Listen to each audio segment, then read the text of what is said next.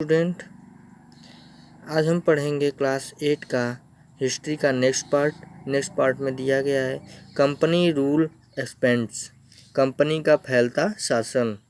If A endless the process of annexation of Indian state by the east India company from 1757 to 1857 certain key aspect emerged. The company really launched a direct military attack on unknown territory.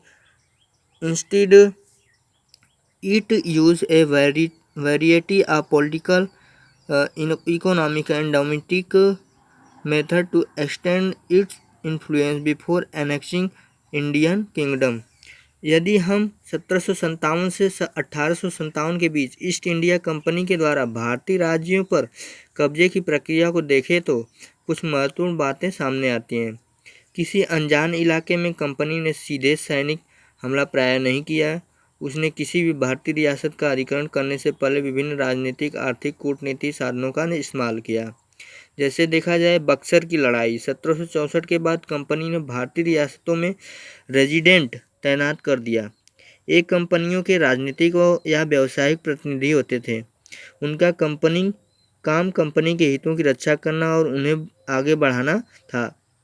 Resident के माध्यम से company के अधिकारी भारतीय राज्यों के भीतरी मामलों में भी दखल देने लगे थे। अगला राजा कौन होगा, किस पद पर किसको बिठाया जाएगा, इस तरह की चीज़ें भी कंपनी के अफसर ही तय करना चाहते थे।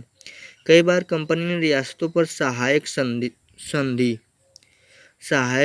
संधि भी थोप दी। जो रियासत इस बंदोबस्त को मान लेती थी, उसे अपनी स्वतंत्र सेनाएं रखने का अधिकार नहीं रहता था। उसे कंपनी की तरफ से ही सुरक्षा मिलती थी।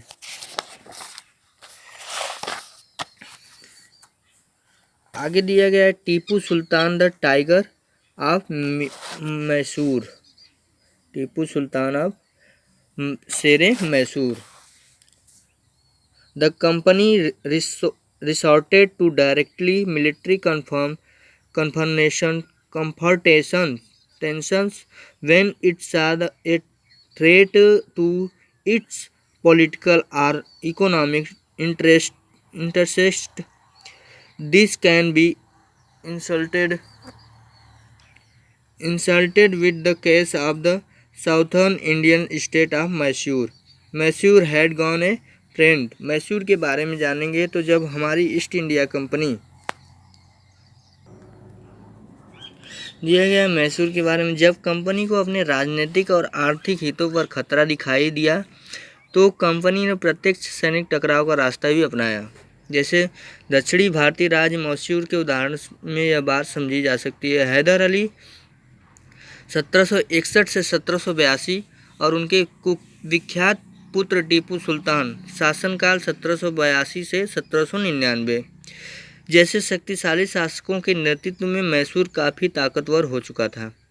मालाबार तट पर होने वाला व्यापार मैसूर रियासत के नियंत्रण में था, जहां से कंपनी काली मिर्च इलायची खरीदती थी। 1785 में टीपू सुल्तान ने अपनी रियासत में पड़ने वाले बंदरगाहों से चंदन की लकड़ी, काली मिर्च और इलायची का निर्यात रोक दिया। सुल्तान ने स्थानीय सौदागरों को भी कंपनी के साथ कारोबार करने से रोक दिया था। टीपू सुल्तान ने भारत में रहने वाले फ्रांसीसी व्यापारियों से घनिष्ठ संबंध विकसित किया और उनकी मदद से अपनी सेना का आधुनिकीकरण किया। आगे दिया गया द ब्रिटिश वेयर फ्रेमियस दे सा Hyder or Tipu as ambitious, arrogant, and dangerous rulers who had to be controlled by cursed for were fought with Mysore 1767, 69, 1780, 84, 1790, 92, and 1799. Only in the last, the Battle of Srirangapatnam, did the company ultimately win a victory. दिया गया है सुल्तान के इन कदमों से अंग्रेज आग बबूला हो गया और उन्होंने हैदर अली और टीपू सुल्तान बहुत ही महत्वाकांक्षी, घमंडी और खतरनाक दिखाई देते थे। अंग्रेजों को लगता था कि ऐसे राजाओं को नियंत्रित करना और कुचलना जरूरी है। फलस्वरूप मैसूर के साथ अंग्रेजों की 4 बार जंग हुई। श्रीरंगपट्टनम की आखिरी जंग में कंपनी को सफलता मिली और अपनी राजधानी की रक्षा करते हुए टीपू सुल्तान मारे गए और मैसूर का राजकाज पुराने बोडियार राजवंश के हाथों में सौंप दिया गया। इसके साथ ही मैसूर भी सहायक संधि थोप दी गई। आगे दिया गया है वार विथ मराठाज, मराठाओं की से लड़ाई।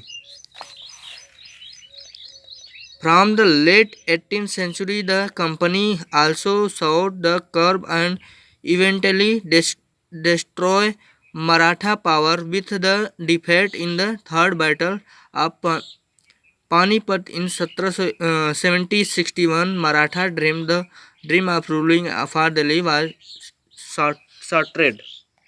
मराठाओं की लड़ाई 18वीं शताब्दी के आखिरी से कंपनी मराठों की ताकत को भी काबू और खत्म करने के बारे में सोचने लगी थी। 1761 में पानीपत की तीसरी लड़ाई में हार के बाद दिल्ली से देश का शासन चलाने का मराठों का सपना चूर चूर हो गया। उन्होंने कई राज्यों में बांट दिया गया। इन राज्यों की बागडोर सिंधिया, होलकर, गायकवाड़ और भोंसले जैसे अलग अलग राजवंशों में के हाथों में थी। ये सारे सरदार एक पेशवा के अंतर्गत कन्फेडरेसी राजमंडल के सदस्य थे।